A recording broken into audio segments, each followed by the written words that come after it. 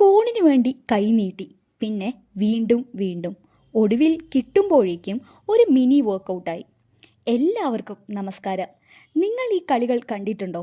കണ്ടാൽ മറക്കില്ല. പറയാൻ പോകുന്നത് ടർക്കിഷ് ഐസ്ക്രീം കേരളത്തിൻ്റെ കളിയാട്ടത്തെക്കുറിച്ചാണ്.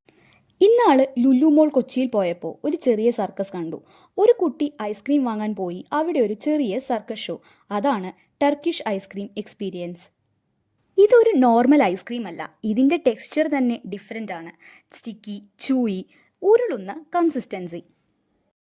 കോണും കൊടുക്കില്ല, ഐസ്ക്രീമും കൊടുക്കില്ല. ആദ്യം നിങ്ങളെ പ്രാങ്ക് ചെയ്ത് തൊടിയിച്ച് കളിക്കും. പക്ഷേ ഇതാണ് ക്രൗഡിനെ ഞെട്ടിപ്പിക്കുന്ന മാജിക്.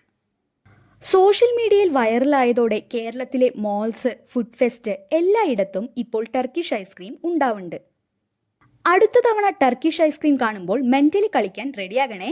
അപ്പോൾ ടീം ചോട്ടുമോട്ടു സൈനിങ് ഓഫ്.